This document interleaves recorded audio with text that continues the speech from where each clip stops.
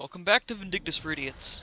Today we'll be covering the Perilous Ruins and all that it encompasses. So, episode 1 of season 1 of Vindictus, the area itself, the bosses, the times you go back to it to do other stuff, and everything encompassing Perilous Ruins, I guess. Everything I can think of. To start off, you might have noticed I don't sound as robotic or something like the first episode, because this one is, I have notes down and then I'm just spieling.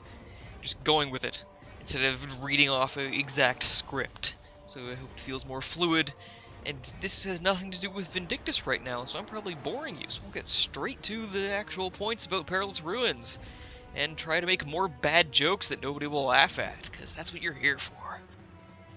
To start all this off, though, I will do a bit before the Perilous Ruins, because it doesn't really fit into any specific episode.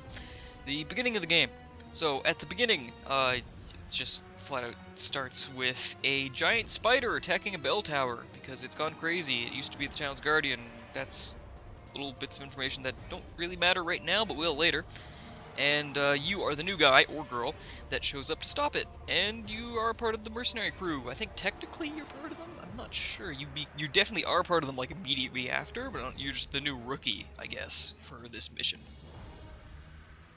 So your mercenary crew is all loading up ballista, ready to kill the shit out of the spider, and then the town oracle shows up. It's like, no, it's my friend, don't do it, I can talk to it. And it's the oracle, so you gotta listen, so you and a small group of people go to stop the spider. And you and the captain of the Crimson Blade Mercenaries is there too. So you proceed to go inside, and everybody gets wrecked immediately by the most basic enemies, including the captain, and you're the only person left.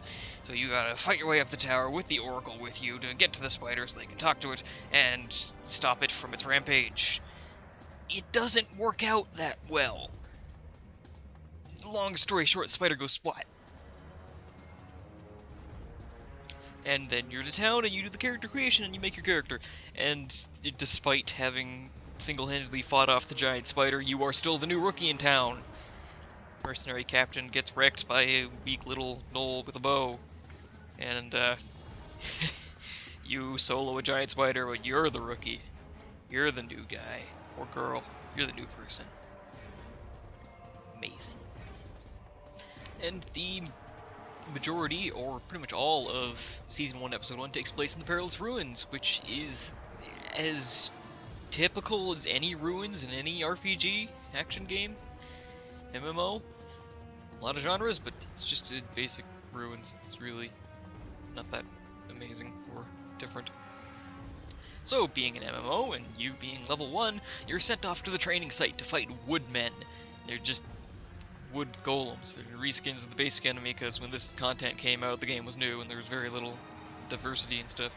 You fight them, and then you sent on another mission to investigate this evil-looking skull, like Fomorian emblem that was left behind because of a lizard wizard that did it, and he made the spider crazy because there's a human and monster war going on right now, and you're getting pulled into it by investigating the gnolls, or monsters, living in the Perilous Ruins, which normally the mercenaries use as a trading site. You go there to investigate, and your first job is to fight a black gnoll, and you fight and kill it. You don't talk to it, because I guess they do speak a language, but you don't care, because you're just a mercenary. You just kill. Also, during the quests for this episode in the Perilous Ruins, you get to do a side quest for a weapon of friendship, because Merrick is being kind of a little bitch, and doesn't want to listen to or talk about his friend Keegan, who became part of the Royal Army and left Merrick to be in the Crimson Blade Mercenaries. So you get a old weapon and you restore it, and it's a weapon of friendship. And the power of friendship is so strong that you replace this weapon in like 5 levels. So you just sell it back to Fergus for 500 gold. Doesn't even matter. Then a array of quests span out from that, of going to the different places in the Perilous Ruins, fighting more gnolls. You go kill a gold gnoll for its leather, even though it's kind of orange, but you kill it for its leather for side quests, literally. Like, this is nothing to do with the main story, you're just killing it because people in town ask you to kill it. Yeah. And then, eventually you talk with Gwyn, who's the Royal Army representee in the town of Colin, who's mercenary outpost, and she doesn't like being there, or whatever. You end up talking to her, and she ends up sending you out with the rest of the mercenaries to battle the Gnoll Chieftain. And that goes incredibly well, seeing as how you probably solo it, 'cause it's not that hard of a boss. And when you get back to town, they talk about how they lost troops to it, but whatever. People without names, who are never mentioned, like the other members of the Crimson Blade mercenaries that aren't in town, they're just the nondescript members that the Mercenary Corps apparently has, are terrible at their job and will never be seen again.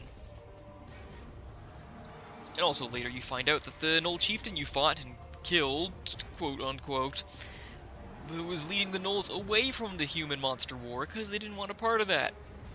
But you showed up and beat the living shit out of all of them. And then the Gnoll Chieftain shows back up after Season 1, Episode 1 as a raid boss, but this time he doesn't have a hat. Woo!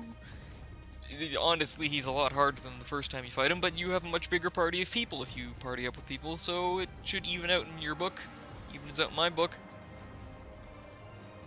And you also come back to the Perilous Ruins at a later date, if you want, for the Gauntlet Run, which is just a boss rush mode, or for the Trampled Plains battle, where you fight a feral gnoll, and its minions are called werewolves, which is weird because they're still totally gnolls, but you're going there and doing that for the sole purpose that people in town told you to.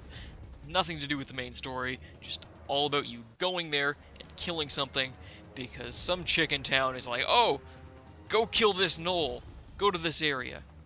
Because why not? I'll give you golden experience if you do. And you're like, hey, sure, why not? I'm a main character in an RPG MMO, so I'll do whatever the hell anyone in town asks me to do.